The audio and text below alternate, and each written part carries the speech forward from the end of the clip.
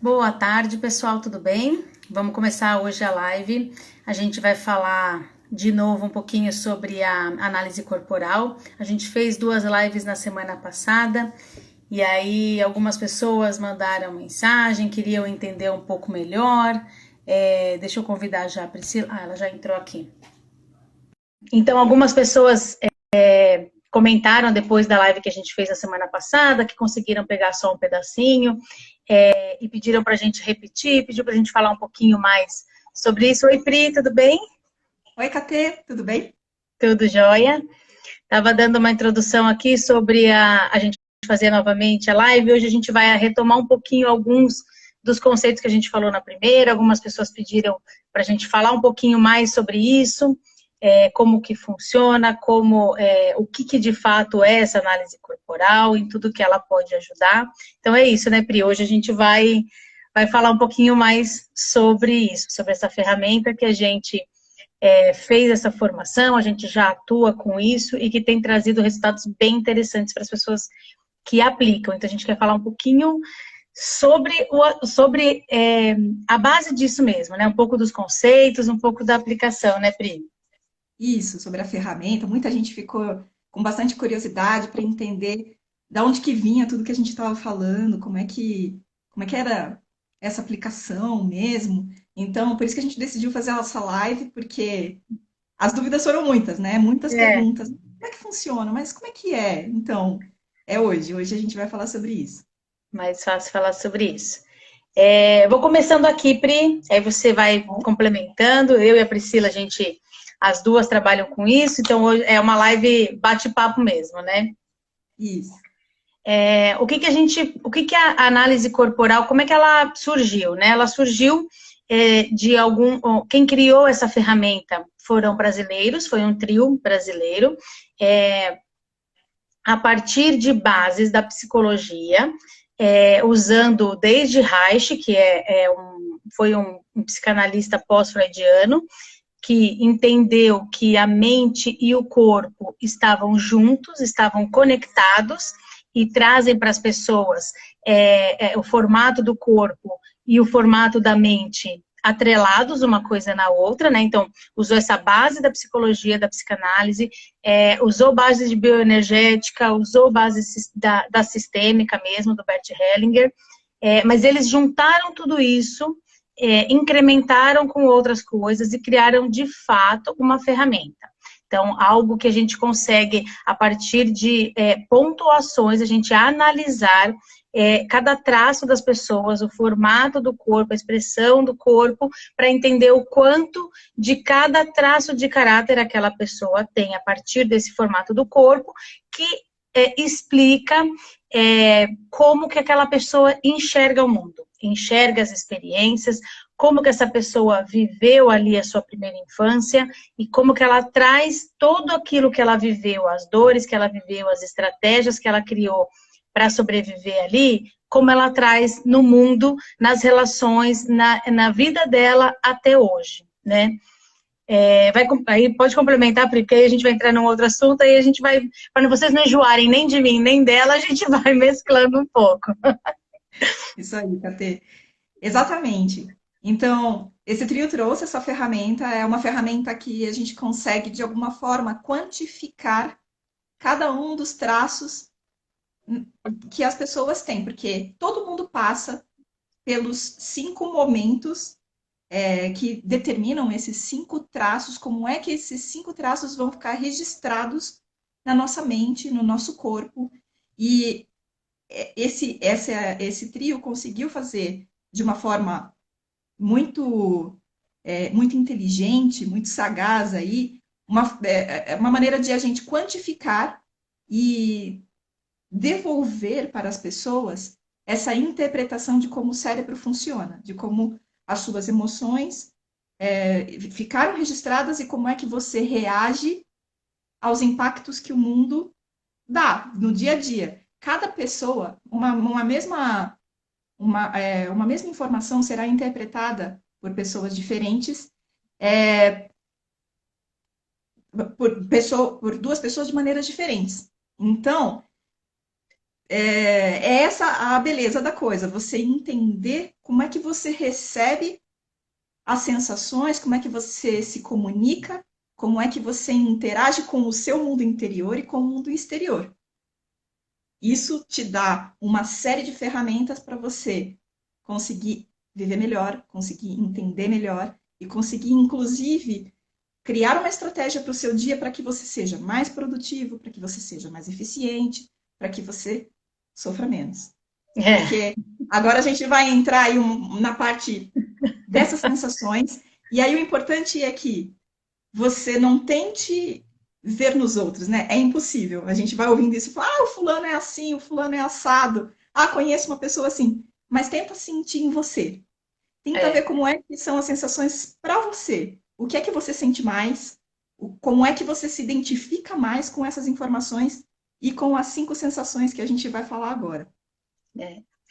Na verdade, assim, esses traços de caráter que a gente diz, eles são configurados no nosso sistema nervoso desde de quando a gente está no útero da nossa mãe até mais ou menos a gente completar 5 anos de idade.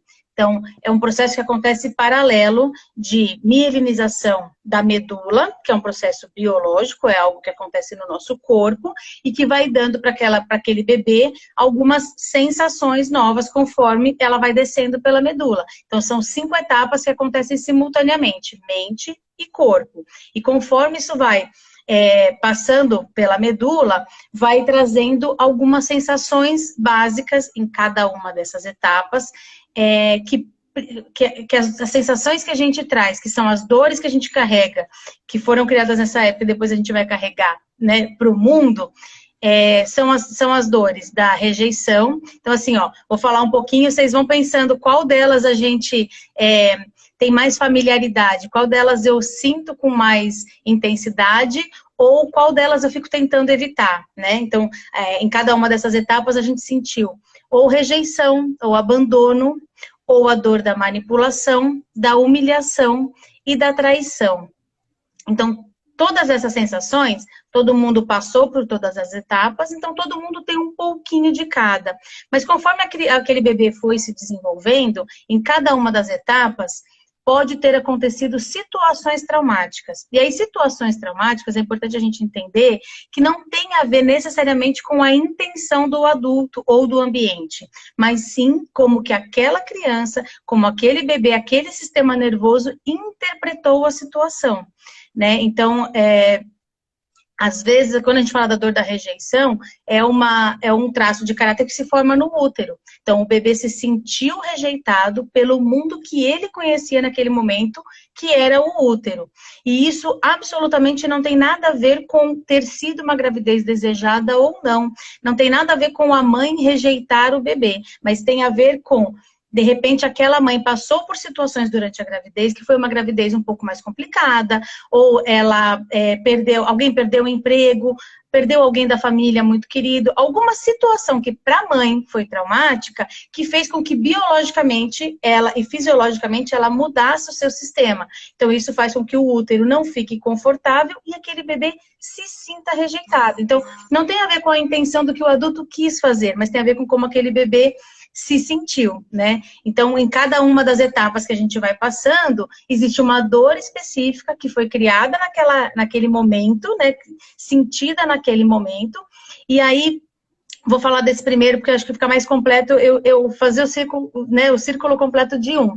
Então, estava no útero, se sentiu rejeitado, o que esse bebê vai fazer? Ele vai tentar existir o menos possível, para incomodar o menos possível, para que o mundo não fique ruim para ele. Então, ele cria uma estratégia de manter a energia dele toda na cabeça, que é onde a mielinização está acontecendo. É o único lugar onde ele ainda tem, onde ele já tem alguma sensação. Então, o que ele faz?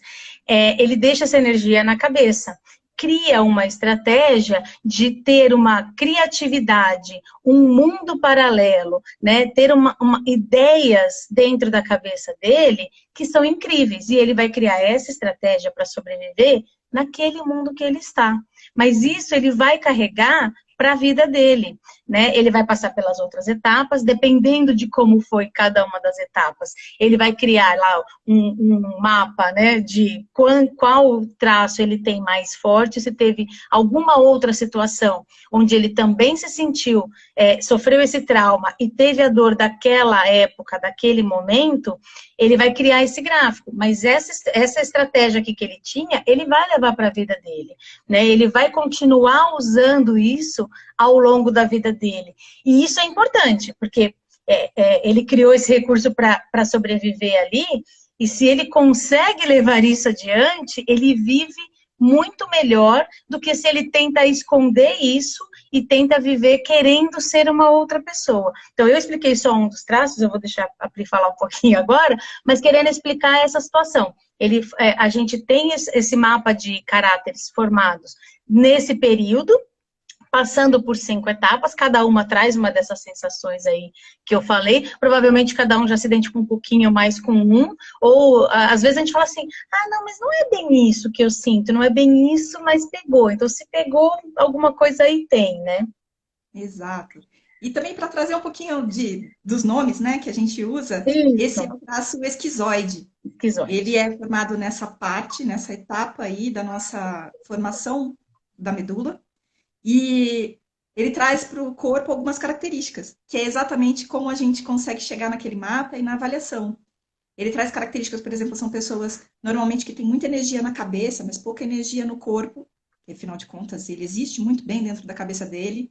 São pessoas que normalmente usam óculos, elas não têm um olhar muito focado, elas não são muito fortes, elas não é aquela pessoa às vezes que parece que vai bater um vento, vai levar, sabe?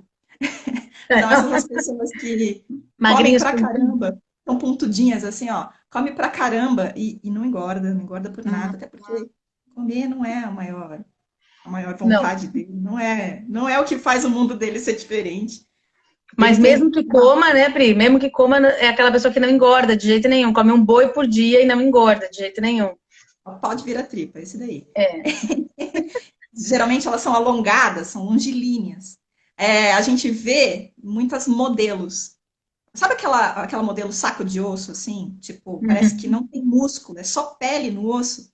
Esse é uma característica da esquizoidia. E a gente pontua esse traço quando vê esse tipo de coisa. Então, é por aí que a gente consegue construir a ferramenta.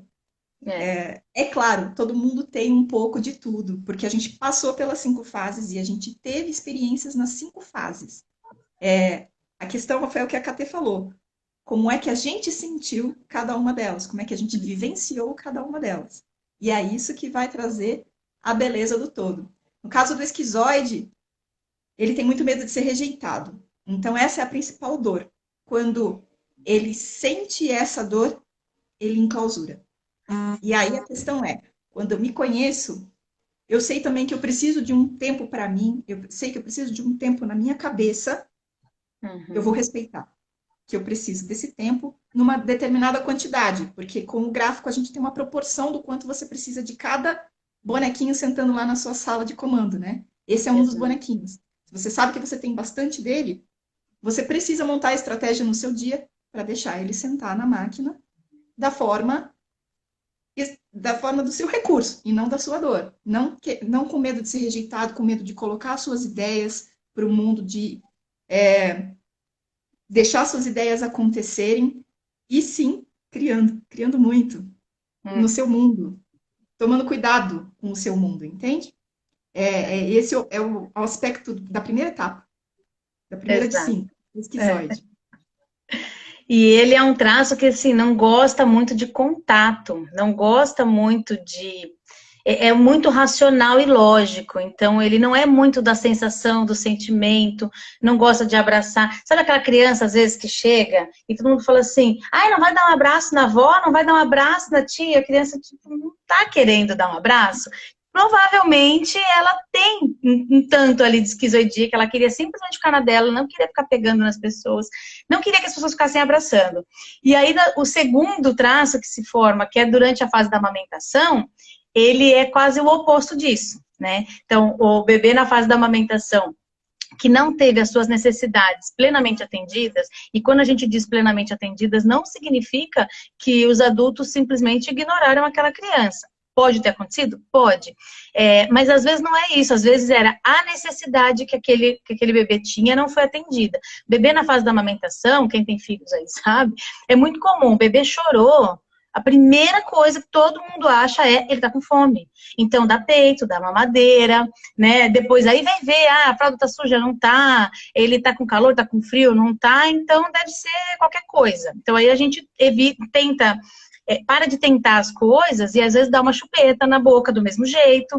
Então são crianças que às vezes não conseguiu se expressar ainda, mas já consegue botar a boca no mundo, e ele gosta de muito contato. Ele se sentiu nessa fase abandonado. Por quê?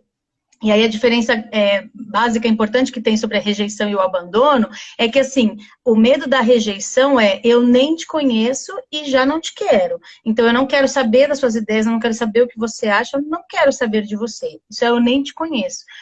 A dor do abandono é você já me aceitou e agora me deixou ao léu, entende? Então, é uma dor diferente. Então, essa criança vai criar estratégias para se manter em contato e fazer com que as pessoas não a abandonem. Então, agora ela já sabe chorar, ela já sabe se expressar no mundo.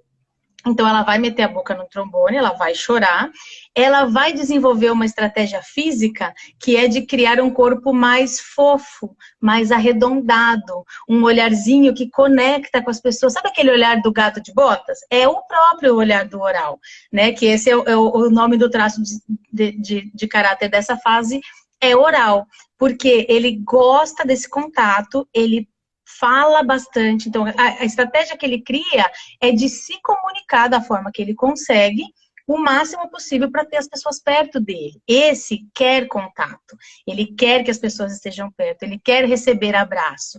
Então, ele cria uma estratégia de ter um corpo mais arredondado, mais fofinho. E quando a gente fala mais fofinho, não é necessariamente mais gordinho. Sabe aquelas pessoas que mesmo magrinha, mas você pega, assim, é um braço macio de segurar, não é aquele braço duro de só osso, e também não é aquele braço musculoso, é fofinho, é gostoso de estar perto, né? Arredondadinho, esse olharzinho que conecta. E a estratégia que ele criou, e é o recurso que ele leva para a vida, é esse, da comunicação. Ele se comunica muito bem, ele se conecta com as necessidades do outro muito bem. E ele tem uma emoção muito aflorada. Então, são pessoas que sentem a dor do mundo, sabe? Assim, eu sinto a dor do outro. Tudo para ele é intenso. Então, se algo tá bom, tá muito bom. Se ele fez uma viagem que foi legal, ela foi fantástica. Mas se fez uma viagem que aconteceu algum problema, foi uma porcaria de viagem. Então, é intenso para os dois lados. Quando eu amo, eu amo. Quando eu odeio, eu odeio. E esse é um traço que tem tendência de engordar, sim, né? Eu falei do fofo, não é necessariamente gordinho, mas ele tem tendência a ganhar peso. Porque depois que ele passa por essa fase na vida adulta, se ele se sente abandonado, ele tende a fazer o que fazia naquela época. Então, ele tende a comer, ele tende, principalmente se ele não pode falar, se ele não consegue se conectar com as pessoas, se ele não consegue conversar, se ele não pode chorar, se ele está no ambiente que ele não pode chorar. Então, ele não dá conta de fazer essas coisas, ele vai dar conta de comer. E aí, ele pode mesmo ganhar mais peso. Então, por isso que eu falei que até ele é um pouco quase o oposto do esquizoide, né? Porque ele é totalmente sensação, o esquizoide é totalmente lógica, ele quer muito contato, o esquizoide não quer contato com ninguém. E aí a gente é um balanço, vocês vão ver que a gente vai criando aqui, cada etapa tem suas características, e a gente vai criando esse balanço dentro da gente, né? Exato. E aí, essa é uma característica que tem dois lados, né? Tem aquele bebê que chorou, às vezes a etiqueta da roupa estava incomodando, sabe? Aí ele começou a chorar, a mãe deu colo, deu peito, deu outro peito, deu a chuquinha, deu um cobertor, minou, deu tudo, menos a etiqueta saiu. Então, ele recebeu muita coisa. Ele está acostumado a, quando dói, quando alguma coisa incomoda, o mundo precisa dar muito. Então, nada é suficiente, nada. E tem aquele que ficou no berço chorando. A mãe deixou lá. Acontece também, né? A mãe ou o pai, tanto faz. Foi colar chorando no berço. Para esse daí, nada é bom o suficiente. Sabe aquela pessoa que você faz assim? Você fala assim que tem de almoço lasanha, tem almôndega, tem frango frito e assado, arroz e feijão, pode escolher. Aí ele vira e fala assim, ah, mas hoje eu queria brócolis.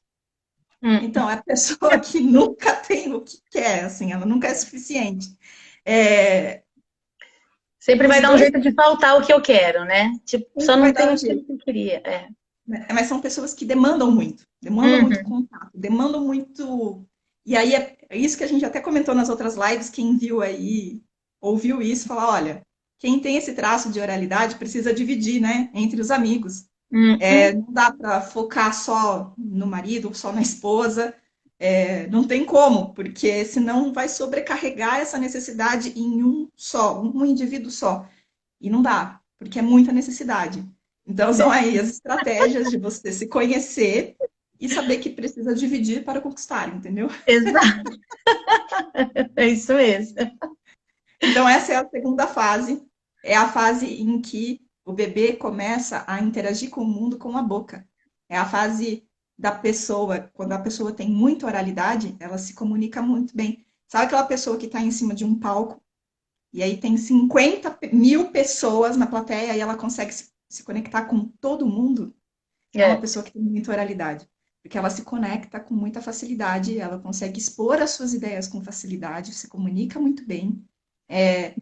Essa é a parte que é o recurso do oral. Vendo? A gente exato, falou da dor, e agora qual é o recurso? Então, para que lado que eu tenho que ir para não comer tanto? Né? Tenho que falar. exato, exato. Preciso conversar com as pessoas, preciso estar com as pessoas, né? Exato. E aí essas pessoas estão sofrendo muito nessa época, porque não dá para estar com todo mundo que quer, né? Uhum. Os que mais estão Então, sofrendo gente, não se agora. penalizem, vai voltar tudo ao normal. E aí você vai sair, vai abraçar todo mundo, vai tocar em todo mundo e vai dar tudo certo, tá? E aí vai voltar a emagrecer, fica tranquilo. É bem isso, é bem isso. Depois vem a terceira fase, né? A terceira fase é a fase que a criança está começando a interagir com o mundo. Sabe quando o bebê começa a perceber que ele não é mais só ele e a mãe? Porque na fase da amamentação é ele e a mãe dele, né? Ou quem estiver cuidando. A gente fala sempre mãe, mas é quem ele aprendeu a chamar de mãe. Às vezes é uma avó que cria, às vezes é uma tia, não importa. Tem alguém que é responsável pelo cuidado mais direto dele, né? Mas depois disso, ele começa a interagir com as outras pessoas. E aí ele começa a perceber que, sabe aquela fase que a gente fala assim, ai filho, vem cá, dá tchauzinho pra tia. Aí ele dá tchauzinho, todo mundo fica feliz, acha lindo, pega ele no colo, ai que graça e tal. Aí ele chama de novo, ai vem cá, faz tchauzinho agora pro tio. Aí a criança não faz, porque aquela hora ela não tá com vontade de fazer tchauzinho, né? Aí o pai fala assim, ah, tá bom, então vai lá brincar, né? Então deixa a criança de lado. É comum a gente fazer isso. Mas se a criança, nesta fase, sofre algum trauma, né? Alguma situação que para ela interpretou traumaticamente, ou ela começa a entender que tudo que ela faz é que tem valor, então a criança começa a criar um paralelo na cabeça dela de que é a dor da manipulação nessa fase, que é eu só tenho valor quando eu faço algo para as pessoas. As pessoas não gostam de mim simplesmente pelo que eu sou, é pelo que eu faço. Então a criança começa a entender o que é que eu preciso fazer para as pessoas quando eu quero algo delas. Porque já que eu só sou boa quando eu faço algo, então eu aprendo a usar isso ao meu favor, né? Essa é uma fase que tem um nome que eles mantiveram o original ali da científico, né, da literatura, é a fase que chama de psicopata. Não tem nada a ver com o que a gente vê em filme, em livros, né, em histórias de cinema, de psicopata. Não tem a ver com a patologia, é só o nome da fase, né? Mas o traço psicopata é um traço que a dor principal dele é da manipulação. Ele se sentiu usado, ele se sentiu manipulado. E aí ele traz essa dor para o dia a dia dele, ou seja, é aquela pessoa que está sempre tentando fazer as coisas pelos outros. É aquela pessoa que quando você elogia algo simplesmente porque ela talvez nem entenda isso. Fala assim, o que essa pessoa está querendo de mim? Porque ela entende o mundo como um grande balcão de trocas. Se alguém fez algo por mim, é porque espera que eu faça algo por ela, né? E vice-versa. E qual é a estratégia que ele usa para sobreviver nesse mundo que está manipulando, né, essa criança? Ele se torna um excelente negociador. Ele consegue entender o que é que eu preciso fazer quando eu quero que minha mãe deixe eu comer a sobremesa antes do jantar, por exemplo, ou quando eu quero que meu pai deixe eu assistir televisão e na hora que ele está assistindo. Quando eu começo a brincar com os meus amiguinhos, eu começo a perceber o que eu tenho que fazer. Às vezes, eu uso de estratégias, e aí quando a gente fala de uso de estratégias, no bom sentido mesmo. Ele cria uma negociação onde ele entende o que cada um quer e como é que a gente faz para que todo mundo ganhe o que quer, né? Ele quer algo para ele, sim, porque ele sempre quer algo para ele, mas isso não significa que ele quer às custas dos outros. Ele quer que todo mundo consiga ganhar. Então, ele tem um poder de negociação muito bom, né? É um traço também menos sentimental. Aliás, não tem ali muito sentimento com ele, não. Ele é bem racional. Então, esse é o traço psicopata que se forma ali mais ou menos aos 2 aninhos. A criança está começando a interagir mais com as pessoas, está começando a andar, está começando a entender que o mundo é um grande show de oportunidades, né? O setor que está se desenvolvendo nessa fase é a região ali do tronco. Então, é uma criança que já tem a habilidade com as mãos, né? Ela consegue fazer gestinhos, carinhas. Ela já tem essa parte de cima mais evoluída, né? Mais avançada. Então, sabe aquela pessoa que é triangular, assim, um troncão e umas perninhas? Quem tem muita psicopatia tem esse tipo de formato, são os formatos triangulares, tanto na cabeça, quanto no tronco, nas pernas também. E esse é um traço bem difícil de a gente avaliar, porque ele é meio camaleão, assim, ele se esconde bem, porque, claro, né? Eu não posso me expor tanto assim no mundo. E é um funil, exatamente. É um funil. Exatamente. Aquele, sabe Foi ótimo. Tem um personagem que ele é muito assim, ele é bem triangular. Johnny Bravo, alguém é da época do Johnny Bravo? Ou a pessoa coxinha, sabe? Isso. Tem um troncão assim, as perninhas, um quadradinho. É esse cara, é esse formato que a gente procura quando está fazendo essa avaliação. Esse é um traço incrível, é um traço que consegue, quando a pessoa tem, né, alguma quantidade, articular para que os outros traços se deem bem. Quando ele está no recurso. Quando ele não está, todos os traços no recurso são incríveis, todos. Exato. Quando ele não está no recurso, aí é complicado, né? Porque ele vai articular de uma maneira, ele vai manipular também, né? Ele também vai fazer as coisas de uma maneira não muito saudável, nem para ele, nem para ninguém. Mas quando ele está no recurso, ele faz todo mundo, que a Katê falou, todo mundo ganhar. Inclusive aqui, lá na máquina, ele vai falar, olha, pessoal, vamos lá, todo mundo aqui tem que sentar no mesmo tanto, no seu tanto aí, todo mundo tem que votar bem, todo mundo tem que se dar bem. É bem legal quando a pessoa tem esse traço no recurso, porque ela consegue articular o dia a dia dela, para que ele seja produtivo por um todo, como inteiro, entendeu? Então, é bem interessante quando a pessoa tem esse dele. São os líderes. Esses são os líderes. São líderes, exatamente, porque, uma coisa importante, essa fase que a criança ela tá começando a aprender a andar, ela não faz isso direito, né? Então, ela tem muita poder de articulação, e é por isso que eles são excelentes líderes, né? Porque eles têm facilidade de entender o que precisa ser feito, tem facilidade de delegar para as pessoas fazerem, mas ele tem pouco poder de execução. Ele mesmo fazer, ele tem muita dificuldade. Então, se ele souber dessas competências dele, conseguir colocar isso em prática, ele pode ser um excelente líder, porque ele já tem essa característica, né? A Renata perguntou aqui, a Regina perguntou aqui, que se nesse traço são pessoas que têm dificuldade em expressar os sentimentos. É um deles, né? O esquizoide também tem muita dificuldade, até porque o esquizoide não consegue sentir, então, assim, ele não... o mundo dele não é expresso em sentimentos, o esquizoide, é expresso em lógica, então ele é capaz de amar? Ele é capaz de... Claro que é, todo mundo é. Mas ele não é capaz de explicar o amor como uma sensação, e sim como quase uma fórmula de A mais B, por que eu amo, por que eu não amo. E o psicopata, ele tem uma dificuldade, não só em expressar o seu sentimento, mas em se relacionar amorosamente, que ele tem uma dificuldade enorme de confiar nas pessoas, porque ele tem esse medo de ser manipulado, de ser usado. Então, ele tem uma dificuldade de confiar, né? Ele desconfia das pessoas, portanto, ele não tem dificuldade só em expressar, não, ele tem dificuldade em se relacionar, principalmente relacionamentos amorosos, né? É aquele que tem, desconfia até da própria sombra, né? Até da Ingênuo. própria sombra. Então, esse foi o terceiro traço. A gente pode Exato. começar a falar do quarto traço. Olha, tá vendo? A gente está evoluindo na coluna. Então, começou lá na cabeça, começou a descer para a cervical, chegou no tronco, agora está começando a descer, a essa mielinização. E aí vem o masoquista. É um traço também que tem um nome polêmico, não tem nada a ver com aquilo que a gente vê nos filmes, na novela, não é nada disso. De novo, a literatura foi aí respeitada. E esse é o traço que sente a dor da humilhação. É nessa fase em que a gente está começando, a gente ainda não tem o controle sobre os esfíncteres, nem o anal e nem nenhum deles, né? Então, é a fase do desfraude. Então, para quem tem dificuldade nessa fase do desfraude, tem muito medo de fazer. Desculpa aí, não sei se tem A criança palavra assistindo, mas tem medo de fazer merda na vida. É isso. Então, é um traço que não se expõe.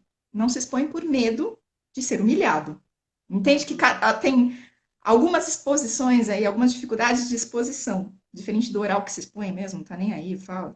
Mas esse traço, o quarto traço, ele não se expõe porque ele tem medo de ser humilhado. Então, dependendo de como foi o desfraude, esse exemplo a KT sempre cita porque ele é muito legal mesmo, dependendo de como foi o seu desfraude, você vai ter uma relação no trabalho aí, às vezes de não conseguir se expor muito bem, não conseguir controlar muito bem a situação, porque você vive num mundo mais restrito, mais quadrado. De novo, exato. agora a gente traz o formato desse quatro traços, que são as pessoas um pouco mais quadradas. Tem o rosto quadrado, o tronco quadrado, a perna quadrada, mas esse já é um traço que tem um pouco mais de força. Tem bastante musculatura. Não definida, porém forte. Ele aguenta o peso do mundo. Ele aguenta o peso de todo mundo. Ele aguenta tudo. Ele é capaz de aguentar tudo. E aí, também é um traço que às vezes engorda. Porque ele vai catando a caca de todo mundo. Ele não deixa nada escapar, nada.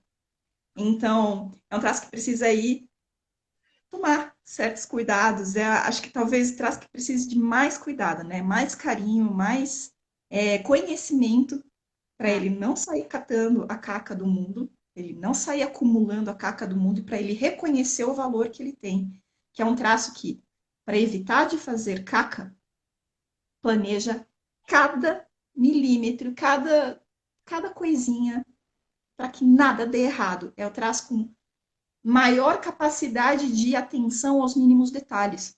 Então, é aquela pessoa que o que você puser na mão dela vai sair com o plano perfeito.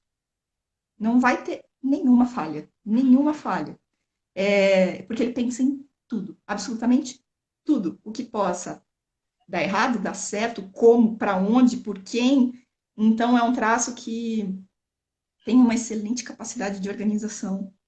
E ele consegue executar também, não tão bem quanto o próximo, que tem mais perna, mas ele também faz as coisas muito bem feitas, para não dar errado. É um traço que é muito exigente, porque ele tem medo de se expor, de ser humilhado, de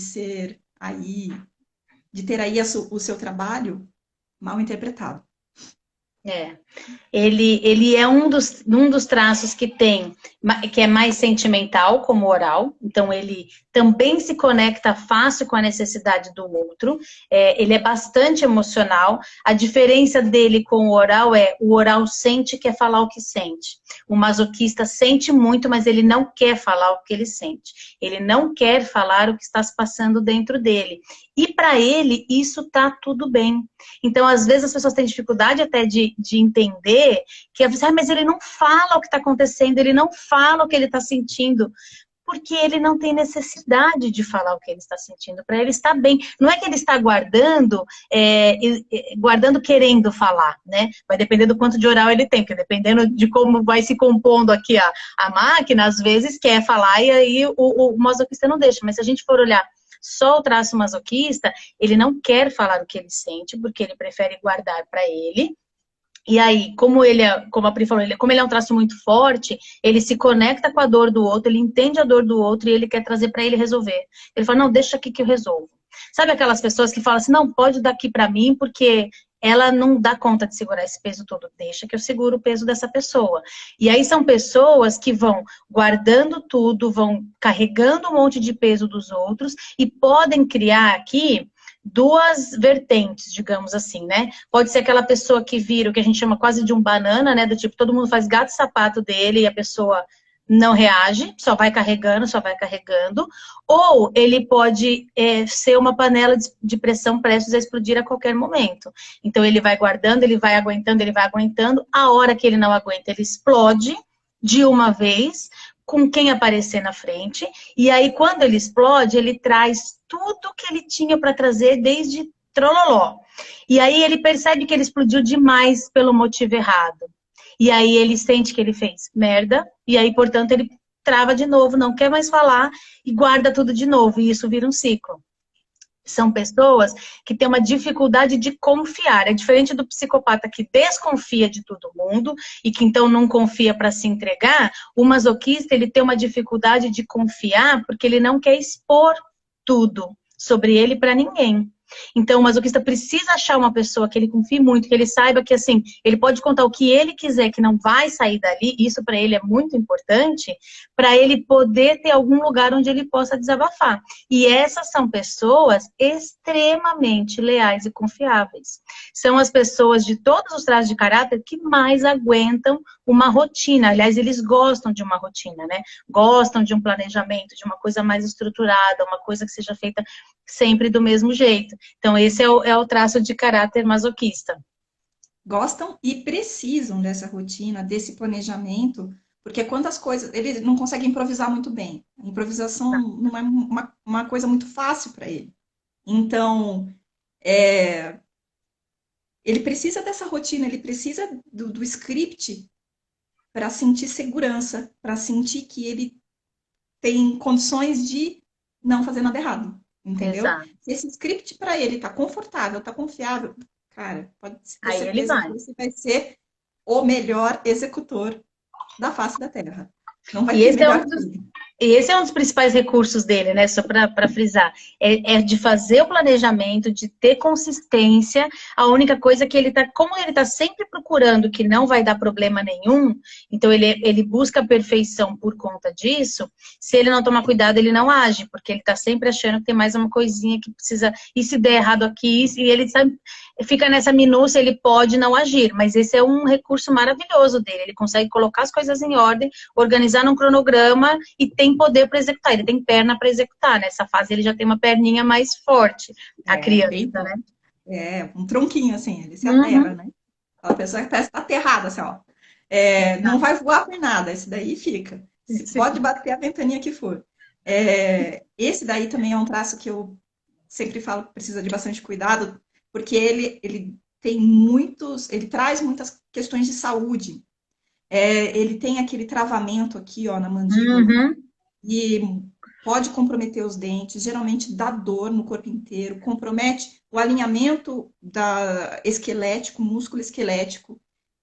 São pessoas que têm problema sério de ATM, são pessoas que muitas vezes, algumas vezes, têm problemas de pressão, porque como ele implode, né?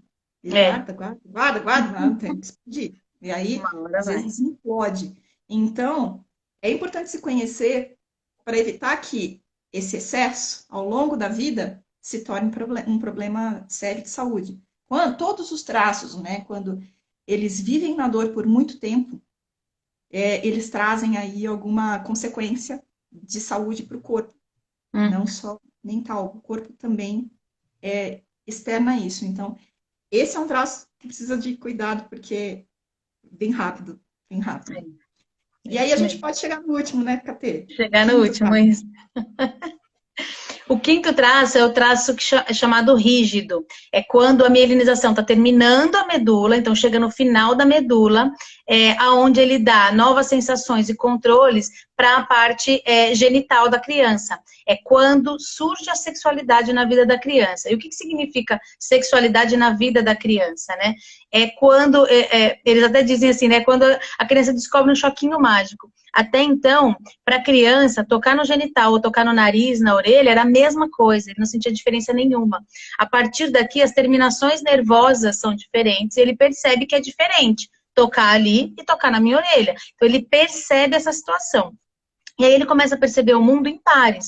Ele vê que ele tem o pai e a mãe, a tia e o tio, o vô e a avó, e aí ele quer fazer um primeiro par. É quando a menina faz o primeiro par com o pai, o menino faz o primeiro par com a mãe, e aí eles perdem, né? Porque eu fiz um par com alguém que já está comprometido. Então eu crio o chamado triângulo de Édipo, né? Eu crio uma relação de triângulo amoroso, onde eu já cheguei perdendo. Eu fui literalmente trocada, deixada de lado nessa relação. E aí a criança vai criar uma estratégia, tanto mental quanto física, para sobreviver nesse mundo que me deixou de lado. Eu não quero mais ser deixada de lado. Então, o que acontece? Essas pessoas desenvolvem uma mente super competitiva, né? Porque eu não quero mais perder em um triângulo, eu não quero mais ser a ponta fraca do triângulo. E isso dá para o corpo formas mais harmoniosas, formas mais bonitas, o que a gente hoje diz, né? Que são as formas mais bonitas, mais sensuais, mais harmoniosas. Então, são pessoas extremamente... Quando a gente fala de harmonioso, é mesmo assim, tudo proporcional. São pessoas que têm músculos mais definidos. Você percebe que sabe quando você olha uma perna e fala, nossa, essa perna está pronta para correr? Porque são pessoas que têm uma competitividade, uma agilidade, uma proatividade muito grande, né? Eles não querem mais ser considerados... O medo deles é a dor da traição. E quando a gente fala traição, parece uma coisa forte, né? A traição sempre parece que eu, mulher, num relacionamento traída por um homem, ou uma amiga traída. Mas quando a gente fala da dor da traição, é a dor de ser deixada de lado, de não ser a primeira opção. E essa pessoa não aceita não ser a primeira opção. Então, ela vai buscar ser perfeita em tudo que ela faz. E aí ela vai buscar essa perfeição no corpo, né? E também na forma de atuar. Então, quando a gente fala em ser perfeita, assim como a gente falou que o masoquista busca a perfeição porque ele tem medo que dê merda, que dê um problema e ele seja o responsável, que ele vai se sentir humilhado, o rígido não. O rígido, ele vai buscar a perfeição porque ele não pode ser uma ponta fraca. Se eu não for perfeito, eu posso ser deixado de lado, eu posso ser trocado por outra opção, e isso eu não aceito. E aí, pode entrar num nível de busca de perfeição, que é um grau de exigência consigo mesmo e com os outros, que faz mal para a própria pessoa, né? E faz ela ter um outro comportamento ainda, que se eu achar que eu não vou ser perfeita o suficiente, eu nem faço, né? O rígido, ele gosta de estar em evidência, ele nasceu para brilhar. Então, por exemplo, ser um ator de teatro para um rígido é fantástico. Mas um rígido que acha que não vai ser perfeito o suficiente em cima do palco, numa aula de teatro da escola, ele vai falar assim, que eu não gosto de teatro. Entendeu? Porque ele fala assim, se eu acho que eu não vou ser o melhor lá em cima, eu não quero nem entrar na briga. Tamanha a competitividade do rígido, né? E ele cria as relações no mundo dele, ele triangula o tempo todo nas relações. Quando a gente fala isso, não significa que ele não consegue ter uma pessoa só, por exemplo, como uma relação amorosa. Não é isso, não é que ele vai triangular sempre, se eu tenho um marido, eu vou triangular buscando uma opção B. Mas ele vai triangular com outras coisas. Então, eu vou ficar entre o meu marido e o meu filho, eu vou ficar entre o meu filho e o meu trabalho, eu vou sempre buscar algo que me preencha tanto quanto, para eu não precisar me entregar completamente para nada. Porque eu não consigo me entregar 100% para nada. Aliás, não é nem justo fazer com que o rígido escolha 100% uma coisa só, porque ele não funciona assim. Ele funciona triangulando. Então, o importante da vida dele é ele entender como é que ele triangula de forma saudável, de forma que todo mundo saia ganhando, né? Que ele não triangule pelo medo de perder, mas que ele triangule com as coisas que podem ser boas para ele, né? Sim, O rígido tem... Fala. Ele vai ganhar. Essa é a certeza, né? Que é boa para o rígido. E é o traço aí que, se tem alguém que pode fazer qualquer coisa, você der qualquer objetivo na mão dele, ele vai executar. Ele trabalha com método, não com objetivo, né? Assim, sabe? Ele faz, e ele ganha, e ele vai, e acontece. Esse é o cara. Ele corre o que precisar, ele entrega o que for necessário. É um traço que é muito bem visto no mercado de trabalho. E aí dá para. Esquecemos de falar que ele também não herda sensações, né? Ele é bem racional. Então... Bem racional. Tá vendo? Como tudo na vida tem armadilhas, né? Às vezes o que é bom acaba caindo em armadilha. E esse é um traço que cai muito em armadilha. Ele acaba, às vezes, entrando em gaiolas de ouro, aí no mercado de trabalho, e fica preso, e aí acaba danificando, aí tirando o papel importante de outros traços, porque nós não somos só um. Nós temos alguns em evidência, mas não somos só um traço. E isso, às vezes, pode atrapalhar muito na vida. Tem uma coisa também, eu acabei de pensar em outra coisa, né? A pessoa aqui está pensando... A pessoa vai pensando várias coisas juntas, é normal. Daquele exemplo, Catê, quando... primeiro que as pessoas sentem da maneira como os seus traços estão em mais evidência. Então, por exemplo, uma pessoa pode interpretar uma ação do outro de formas diferentes. Por exemplo, vai embora, alguém vai embora. Se eu tenho muita oralidade, eu vou me sentir abandonada. Se eu tenho muita rigidez, eu vou me sentir excluída. Eu vou me sentir deixada, como se eu não fosse uma opção suficiente para aquela pessoa ficar. Exato. Entende? Como são sensações diferentes. Diferentes, Agora você falou para a mesma coisa. E aí você falou uma coisa que é importante falar sobre os rígidos, né? Como eu fiz lá, o rígido fez o primeiro triângulo amoroso lá quando era criança, portanto, a menina se apaixona pelo pai, o menino se apaixona pela mãe e perdeu, pessoas com traços de rigidez muito altas têm uma dificuldade imensa de se entregar totalmente em um relacionamento na vida adulta. É como se essas pessoas conseguissem separar de que assim, não, o meu grande amor é o meu pai, né? Qualquer outra pessoa que eu vá me relacionar, eu posso entregar a sexualidade, eu posso entregar as outras coisas, mas eu não consigo me entregar por inteiro. Porque se eu entregar por inteiro tudo na mão desta pessoa, e se ela for embora, eu faço o que com isso? Entendeu? Então ele fica... Sabe aquela frase de não colocar todos os ovos na mesma cesta? É a frase do rígido, né? Ele morre de medo de colocar todos os ovos na mesma cesta e ser trocado, e aí ele não vai saber lidar com isso. Então ele tem uma dificuldade de se entregar 100% para as pessoas também, para os relacionamentos também. E não são amorosos, né? Pode ser entre os amigos mesmo. Também. Ele nunca vai contar absolutamente nada, tudo para todo mundo. Ninguém, ele pode ter vários amigos, mas se você reunir todos eles, provavelmente eles ainda não saibam tudo sobre essa pessoa. Sabe um pedacinho aqui, um pedacinho ali, outro pedacinho. Não sabe tudo. Ninguém sabe tudo sobre essa pessoa que tem um traço de rigidez alto. Exatamente. Então é isso, assim, a gente quis trazer um pouquinho de todos os traços, a gente vai continuar falando um pouquinho agora sobre algumas junções, conflitos que acontecem e tudo mais. Claro que daqui a pouco vai dar 1 hora que a gente está aqui, então a gente vai encerrar, mas se alguém quiser mandar alguma pergunta, pode ir mandando que a gente vai respondendo. Eu vou até pegar o gancho da Regina que mandou aquela pergunta sobre o psicopata ter dificuldade de expressar os sentimentos, né?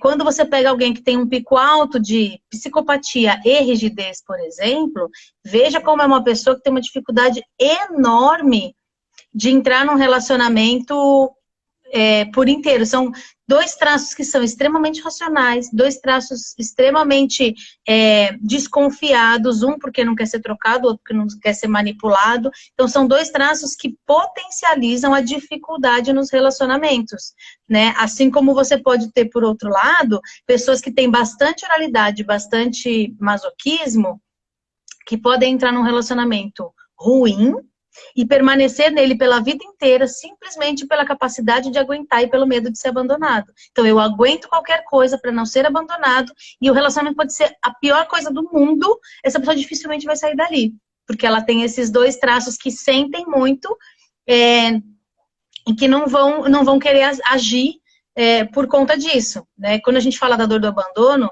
também é importante a gente entender que o oral, às vezes, ele se sente abandonado. Então, sinto que eu fui abandonada por alguém ou por uma situação, mas ele sente a mesma dor do abandono quando ele sente que está abandonando alguém. Então, para ele, é a mesma dor. Se eu sentir que eu estou abandonando alguém, é a mesma dor do abandono. E aí faz com que a pessoa, possivelmente entrando na dor, ela vai comer muito mais do que ela comeria normalmente. Normalmente, ela vai levar algo na boca. O mais comum é comer. Mas a pessoa pode, por exemplo, beber demais.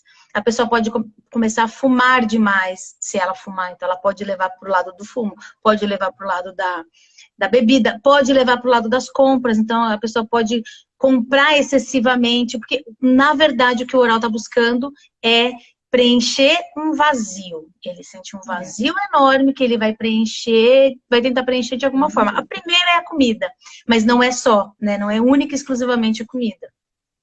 Exato. Essas junções, elas são bem particulares e também tem aquela questão de novo, né? Cada um sente de um jeito. Então, vamos imaginar que uma criança ela foi muito manipulada pela mãe, por exemplo. E aí ela vai levar isso, na fase adulta, para o feminino. As relações com o feminino. Então, para aquela pessoa, qualquer mulher que tem esse registro, qualquer mulher vai...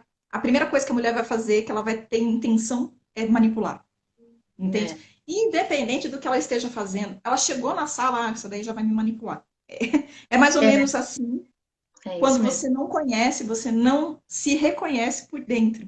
Por isso que é importante, né? De novo, lá no comecinho, leva isso para você. Quais são as sensações para você? Não para quem está em volta, porque a gente só consegue mudar o nosso mundo, né?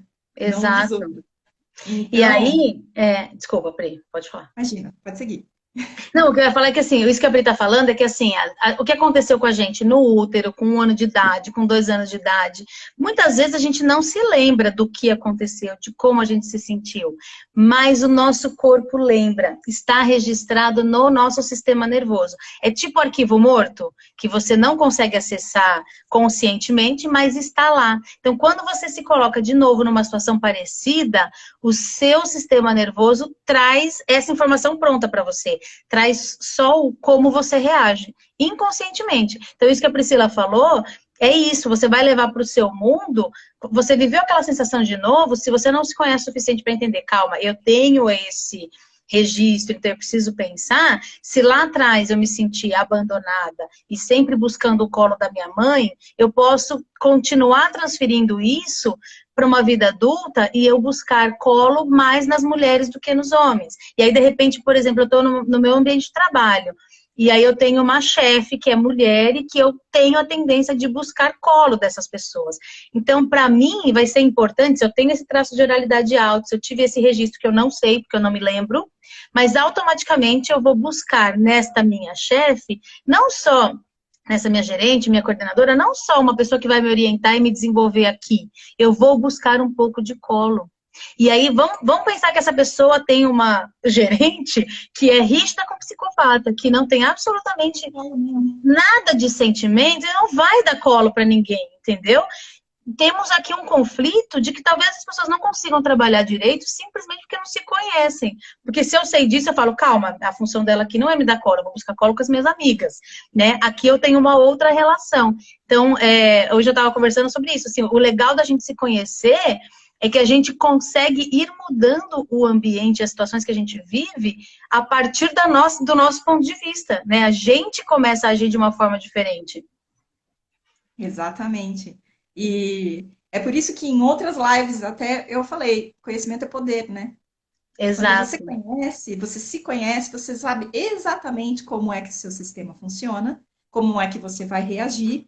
Então, a partir do momento, por exemplo, se você é essa pessoa aí que foi muito manipulada, seja pelo pai ou pela mãe, tanto faz, você já não vai ter essa interpretação imediata, você vai tomar um pouco mais de cuidado.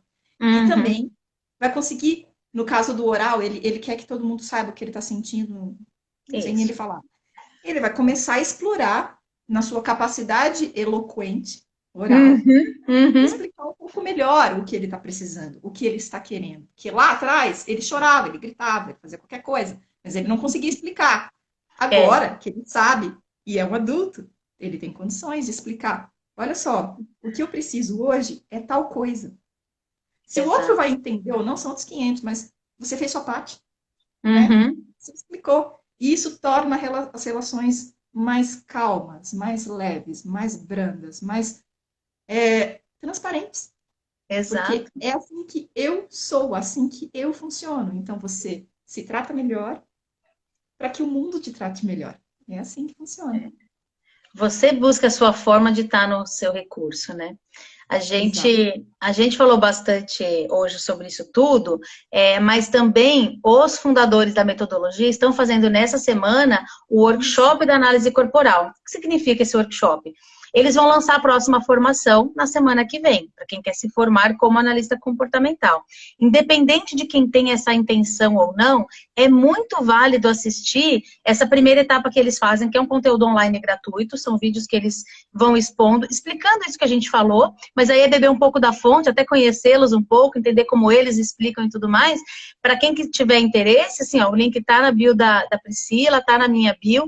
Entra, se inscreve, assiste essa parte que é gratuita, que já faz muito sentido, independente da formação, né? Na segunda-feira que vem, eu acho, eles vão fazer, depois de todos esses vídeos, uma aula ao vivo e com uma análise ao vivo, né? E aí dá para até entender um pouco como é que funciona, como é que é uma devolutiva e tudo mais.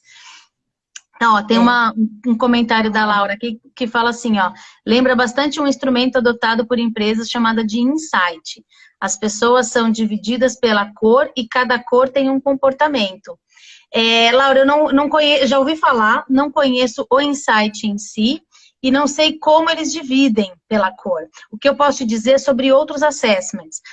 O DISC, por exemplo, que é o assessment que eu trabalhava, é um assessment que eu gosto muito, né? Sempre trabalhei, continuo gostando, mas o que eu sempre falo é assim, é, a, essas avaliações que a pessoa responde um questionário, ela normalmente pode ter pontos cegos, né? Pessoas que não se conhecem muito bem, ou que não confia tanto no que vão fazer com aquilo, nem sempre a gente consegue ter um relatório tão fidedigno. O insight eu não sei como é que é, se ele é aplicado por psicólogo, a partir de observação de comportamento, mas o mais interessante da análise corporal que eu vejo é assim, tem coisas que a gente diz numa devolutiva, que a pessoa diz assim, nossa, mas você sabe que eu não sou assim? Rígido, principalmente. Você fala assim, olha, você é bastante competitivo, bastante proativo. Não, proativo é só, mas competitivo eu não sou. Porque às vezes a pessoa está tentando ser outra pessoa faz tanto tempo, porque o ambiente onde ela está exigindo dela coisas que ela não é, que ela colocou o traço de caráter dela numa gaiolinha, sabe? Assim, tipo, ó, fica nesse cantinho aqui, fica quieto, por favor, para não atrapalhar. Se um traço faz isso com o outro, mesmo que ele seja bastante, essa pessoa não reconhece as características dela. E ela tem. Se ela começar a observar, se ela começar a entender e se observar a partir da devolutiva, por isso que a gente fala, né, Pri? A gente faz a análise numa sessão, a devolutiva dessa sessão, mas a devolutiva ela não termina aí. A pessoa vai entender isso e vai digerir isso, e fichas vão caindo ao longo dos próximos dias, né? Não é assim, encerrou aqui, a gente e entendi tudo. A pessoa não é que não, entende tudo, a pessoa vai continuar entendendo por alguns dias ainda, uns bons tempos, né? isso, exatamente. E aí pode ter até continuidade isso, porque ela pode trazer situações da vida dela que se explicam ali pela proporção dos traços de caráter. Qualquer situação. Situações do tipo, poxa, meu negócio não está dando o dinheiro que eu imaginava, eu não estou conseguindo fazer com que a minha empresa seja Uhum. sustentável.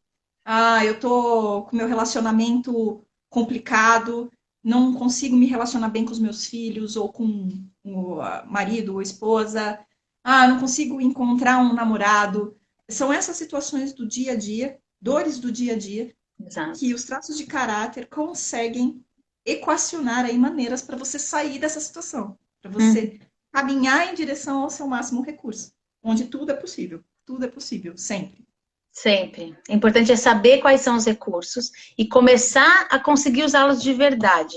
Então, esse é o principal ponto, né? Ser Agora, a inteiro, né, partir de Catê? agora, a qualquer momento a gente pode cair, porque já deu quase É, uma hora. exato, vai estar dando agora. Tá, né? Então, ó, 27 segundos restantes é o tempo da gente se despedir. Obrigada da presença de Obrigada, pessoal. todos. Quem quiser mandar alguma coisa, alguma sugestão, mande no direct da Pri, no Conectar-se, ou manda no meu, a gente responde, a gente marca outra live, o que vocês quiserem. Isso mesmo. Obrigada, pessoal. Obrigada, Catê. Obrigada a todos, beijo, até, Tchau. tchau.